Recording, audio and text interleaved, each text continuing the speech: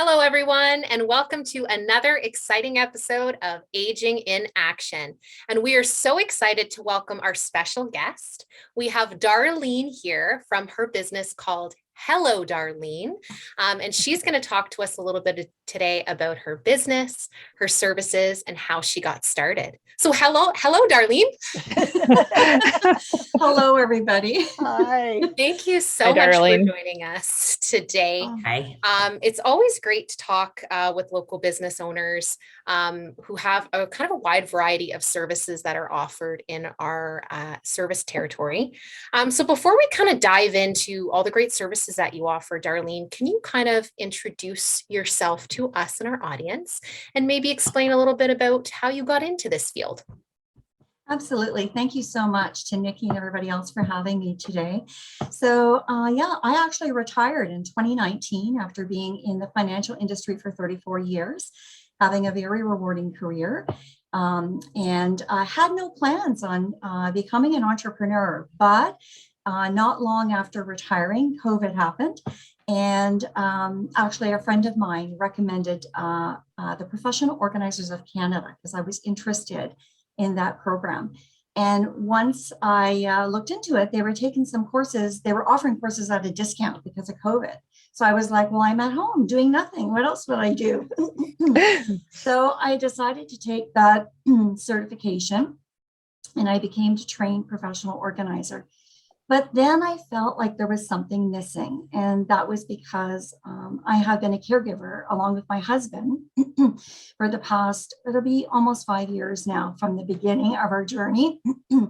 And so I really just recognized some of the other needs in the community from the caregiver perspective and from the perspective of the family when you're walking that journey with someone who's living a dementia journey. My mother-in-law has Lewy body dementia, so it's a very particular dementia as well. And so that's really how it kind of all evolved together. It was very organic. I hadn't planned on it, and it organically just happened to kind of all the pieces fall together into one, and they're all very interconnected. Not only the organizing, but my caregiving journey, along with my extensive background in finance. I was in leadership for many years, so I often was the one that had to help clients with power of attorney or executive situations. And so I bring that to the table as well as my own personal family experience. So that's sort of how it all started. It just sort of, I woke up one day and decided I was going to become an entrepreneur. And Hello Darlene was formed. Yeah. Interesting. It's interesting you mentioned the caregiving perspective, and we hear that a lot, from individuals that, if you want to say, are in the system or are a caregiver of a loved one. And so, I mean, if you want to touch on that, what kind of gaps did you start to notice as a caregiver with your loved one with dementia that you're trying to fill now with your business?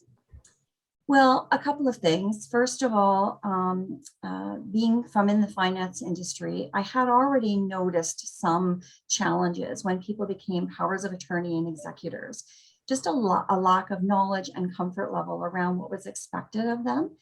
And so I expected when we became caregivers that, it would just all be so automatic, because I already had the information. But then you're thrust into these situations where your critical thinking is just evaporated and you're immersed in the position of being a caregiver. And also never did I ever think we would also be in a position where potentially there would be some family conflict with this situation. And so that was part of the puzzle as well. And so when I really looked at what I wished we would have had for support at that time, or that I would have been more aware of when it came to support, that's really where I started to recognize where some of the gaps were. And it was more around helping families recognize the needs that they may have, because you're just on a hamster wheel. You're just going one day after the other, reacting to everything. And there's so many decisions to make, and there's so much emotion involved in everything that's going on. Sometimes you just can't get off the hamster wheel to kind of, think about the things that you already know should happen.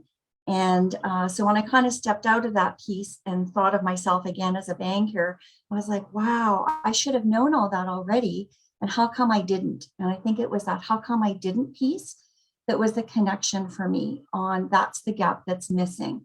We need some kinds of services and individuals that can help bridge that for families, because a lot of times they don't recognize they need help. Well, and you touched caregiver on burnout is a total thing, Yeah. thing, caregiver burnout. Yeah. Well, you touched on one thing too that I think is very true, even though you're a professional and you know all those things, but when it happens to you as a daughter, say, or as a son or whatever, it totally, you lose your objectivity. You totally feel out of control. And even though you knew all those things from your professional life before, it's very difficult. And I think that's where a lot of people struggle, is this, they feel like all of us, because I mean, my sister was a nurse, and even when she's a nurse, when it happens to her grandchild or whatever, you know what I mean? You lose that control and you feel like everybody else does, helpless. Well, you start responding in a reactive response, right? Like quick thinking, rather than be proactive and plan and make good, smart choices. Which, you know, that's why I was so interested when you mentioned the caregiving perspective and bringing that into your business as well. Well, and at the same time, my mom, who they're both 80, both these lovely moms in my life, my mom is aging at home and she's very active. So we sort of had these opposite parallels going on, trying to manage both of these. And at the same time, I also had another family member that lives out of town. So my aunt and my cousin, my aunt was very, very ill for 3 years, and my cousin was her caregiver, extensive needs for 3 years, my uncle and my cousin. So I had sort of all of this going on in my personal life all at the same time. And of course, I was also managing a very busy career with 2 children at home. So I am the perfect example of that sandwich generation. Yeah. And it's one thing to sort of read what the definition of a sandwich generation individual is, but it's a very another to live it and breathe it. And, you know, try to maintain your professional career and raise your family and not have all these other pieces sort of impact you in such a gigantic way. So, yeah. And Lewy body is also very specific, as I'm sure all of you know. So, you know, the symptoms and initial things that we were seeing were quite concerning. And so a lot of times, you know, we would have to leave work on an emergency, or we would have to, you know, take phone calls on an emergency. So there was a lot of interruption in daily life as well, while she was still living independently at home. So. Darlene, I love the concept. I have to say, I researched you a little bit previously over the last year. And I love the legacy planning piece of it coming from my world, and those, advanced care planning directives and the healthy conversations, right? Moving them in that right direction. Kudos to you. And I think you're right. Some of the best entrepreneurs, and especially women in business, and they all come from a story, right? There's a journey that brought them to where they are today. And you recognize that need and how your successes and failures can help somebody else be successful. I think is a great concept. But can you talk a little bit more about that legacy planning? Because I think it's a cool concept. Thank you so much. Yeah, it's one of my favorite parts of my business. So the legacy planning is really a conversation. I call it a conversation that I have with my clients. And we cover around 15 to 18 topics, depending. Each family is different, but there are 15 main categories that I review with them. Everything from, do they have a pet? Do they have a home? Are they business for self? What are their, healthcare needs? It's very, very comprehensive.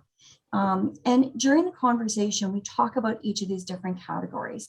And power of attorney, I think, is one of the ones that I love to bring up, because a lot of people have a power of attorney, but a lot of people don't. A lot of people have a will and a lot of people don't. But many people think about just the will and the executor position. Not as many people think about the power of attorney, and especially for personal care, that it can go on for many, many, many years. You're living and breathing that document for many, many years. Someone can be your caregiver in many capacities.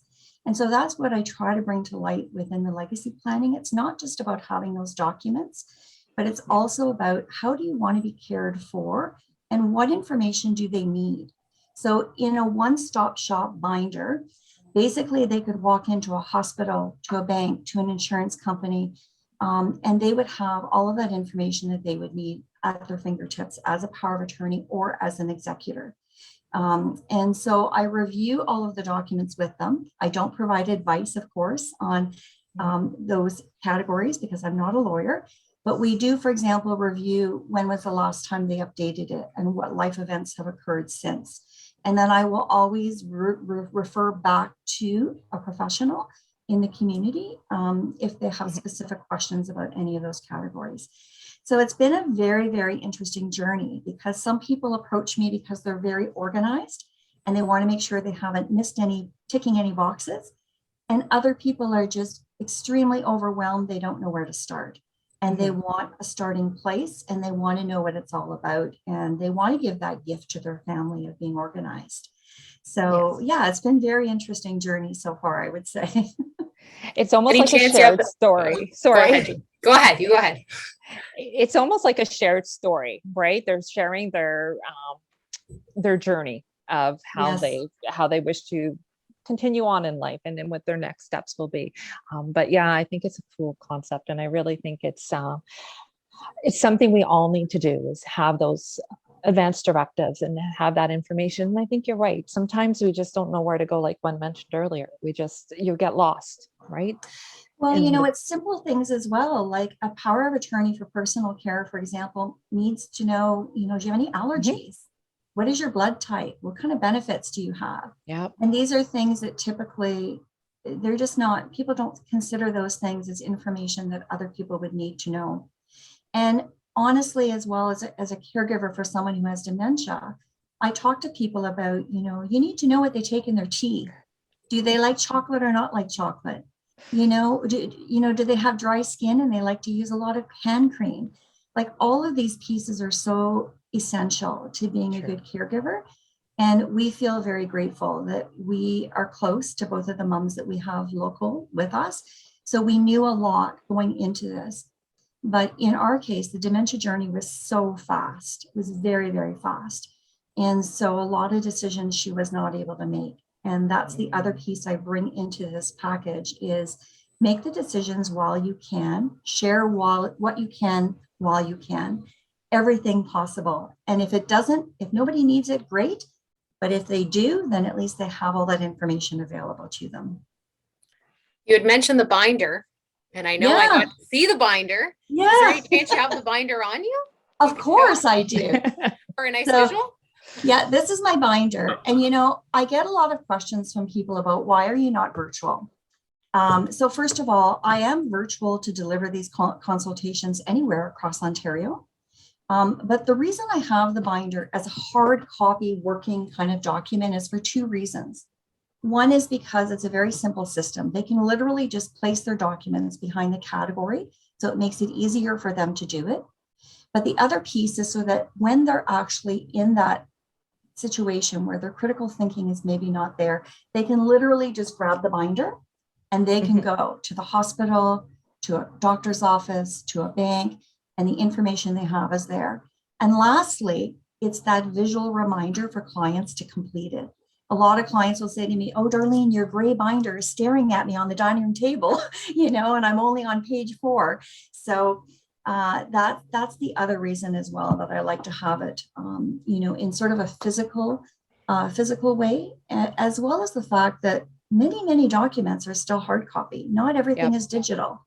A power of attorney and a will, you can have a digital copy. Yeah. But when you bring that to the bank or to the doctor or to the hospital, they're going to want to be able to see that executed copy. And so that's why. Mm-hmm.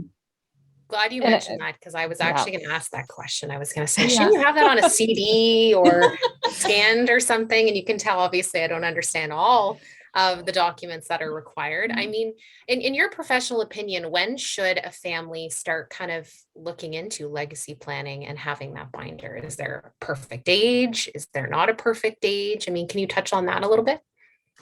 So, my business is called Senior Transition and Organization. But honestly, I feel at the age of 18, You should have a power of attorney. I have a 19-year-old daughter, and well, we're just doing all of that with her, like life insurance, power of attorney conversations, and they're important conversations because something can happen to someone at any age, really, especially when you look at what we've been through with the pandemic. But it could also be an accident. So even though my business is focused on seniors, I do attract a much wider demographic than I had originally anticipated. So because somebody can become a power of attorney at any age or need a power of attorney at any age. And I'd say the legacy planning is really centered around that power of attorney piece. There are executor pieces within the binder as well, but the power of attorney piece is the living piece that a lot of the pieces of the binder would act as a guide. It's a guidebook for someone who needs to care for you. So I think too, Nikki, even when you get your driver's license, are you an organ donor, right? It starts that little piece of conversation starts right there and then when your kids start driving. And it opens up that whole conversation. You know what? I've heard that actually, now that you're bringing that up, that's a good point, right? Because someone might think, oh, I have tons of time to organize that, right? People talk about wills and powers of attorney. I have tons of time to organize that, but you're right. You don't know what might happen.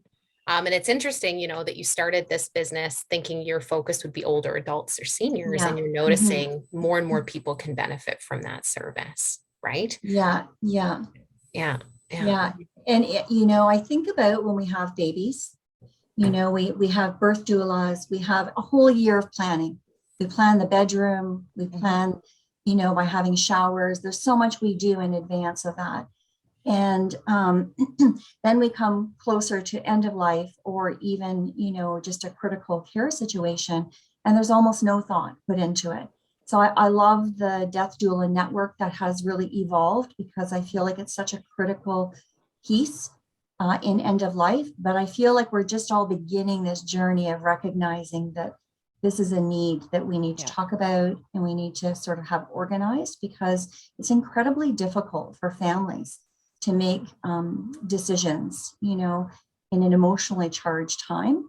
And so I really do consider it a gift to families. And it's hard though to deal with your own mortality and to, when you're doing an advanced care plan, those are tough questions. But I also feel like it's so necessary. So that's sort of how I equate it, everything we do for birth. And then the other side, it's kind of like a vacant hole in a lot of ways. So. Yeah. And as a death doula, same thing. Go ahead, Lisette. Yeah, I think a lot of people feel that if they talk about death and wills and that, you know what I mean? It's just, then they're going to die, right? Especially when you're dealing with the older population, it's like a taboo subject. And then I find when you speak to the younger generation, like somebody anywhere between, 20 to 30, and you talk about wills and pensions and insurance, they're like, well, what do I need that for? Right? Because they're so young and they're still, I believe, a little bit of at that age, and I know I went through that myself, of this you're invincible, right? I don't know what that age demographic is when you finally realize that you're not. That's funny. Well, I'm in that age demographic and I don't feel like I'm invincible, but you're right. You're right. Well, no, and a lot of the sorry, go ahead. I was just going to touch on the power of attorney. Because in my occupation, it's a very, very important document, not about health, but about property as well. And I think people, it's basically like giving somebody else a blank check to look after your properties, to look after your bank accounts. You have to be very sure of who you give those documents to, who's going to be your power of attorney. And it's a very, it can tear families apart. Who's got that document and got the say? So it's a very important document. And I think that's one of the interesting things is a lot of times when families reach out to me, they either suspect there might be a problem at some point with who they've designated, or they already see that there could be a potential problem. So a lot of times there is family conflict. So within my planning, there's actually a family planner as well. And these are all very basic tools, but the family planner really just goes through what topics should you be discussing in advance. Let's have everybody at the table at the same time on the same page. Let them know what you want and what you're expecting and the reason why you chose these individuals, because we all have different capabilities. Yep. You know, if I look at even just my husband and his brother, my husband he's an amazing power of attorney for personal care. He's so compassionate. He is the right person to be doing that job. And I think that we really need to think about those capabilities when we're looking at those designated people versus just our family member. And I think we sometimes get caught up in that. So a lot of times there are family dynamics going on, right? And people aren't exactly sure how to make it work, basically, or how to kind of smooth the waters. And so sometimes the legacy planning is that introduction for them. Mm-hmm. It's sort of a guidebook to help walk them through that journey. So yeah, because somebody may not want to be. yes, Yeah. yeah. That's I a good really- point. I don't want to be an executor. I can tell you that because I had to help out in that, and it's you can't just. It has to be so detailed and specific what you're sending to Revenue Canada that I don't think people realize it, and it's a very onerous. It's a lot of responsibility to be that person, so it can't be taken lightly by anybody involved. And when money's involved, people turn into different creatures. We could be talking like $1,000, or we could be talking multi-millions for some families, right? But people will argue about $10. I've seen it. It's sad, but so true. It is. That is the 100% truth. Yeah. But also a lot of times too, it's not even, I mean, the issue that will come up will be money. But sometimes I find there's another underlying issue that has maybe been there already for a long period of time. Yeah, for sure. And then the money is just the catalyst for that happening. And, you know, my mother-in-law was a nurse. So I would have never expected, for example, knowing her background, that maybe she wouldn't have had as much in place. She did have, you know, a will and a power of attorney. Mm-hmm. But there's so much more to this planning. And I know a lot of you are aware of grief, and, you know, grief plays a huge role as well in how people cope. And that there was a lot of grief prior to her dementia diagnosis. And so we suspect that may have played a role in the acceleration of her disease. But it's just so complex, and navigating the system is so complex as well. And so I really feel like families need that kind of external support, someone who actually understands what they're going through, because they get off the phone with any one of these amazing resources, like a care coordinator at the hospital or, you know, community care, and they're doing a great job, but the person at the other end is not necessarily understanding. And so they sometimes need that, you know, hand holding or helping hand to help walk them through, you know, what's coming next. Sometimes it's not knowing what the right question to ask is. Yeah. So if you haven't been through that situation, you don't know what you don't know. No. So how are you supposed to ask the right questions when you don't even know what they are? Yeah. Exactly. Yeah, exactly. Yeah. It's a very complex, it's a very complex journey, actually, when you think about it. And that's why I love this show, because, I mean, you know, a death doula is so key. A realtor is so key. You know, all of these different connections are so critical, because it's not just one or two individuals that help in these scenarios. There's a whole village of us. I almost feel like everybody should have a family therapist too, because really and truly, what you were mentioning about the underlying reasons why people get in conflict sometimes goes back 50 years for some families, you know, 60, and it crops its ugly head when people are going through stressful times or having to make decisions, and really sometimes it just, or a mediator or somebody, because it's almost like there's all these opinions, especially in some big families where you've got 8 siblings and they're looking after the parents and Yeah. how, everybody's got their opinion. And When I how think you touched on another episode. yeah. Do like a family therapy. Well, I mean, Darlene, yeah. it's been an absolute pleasure. I'm keeping an eye on time. Yeah. And it's been an absolute pleasure, like I said, to have you online with us today to talk about legacy planning and those services. We'll be sure to share your website, your contact information with our viewers so they can access you if they have more questions and want to follow up on your services. Any final thoughts that you want to share with us and our audience before we close the episode? I think just thank you so much for inviting me today and helping me to spread the word as you are, and just really caring about the aging population in general with having this show. So yeah, thank you so much. Thank you so much. Thank for helping you. us and our viewers age in action.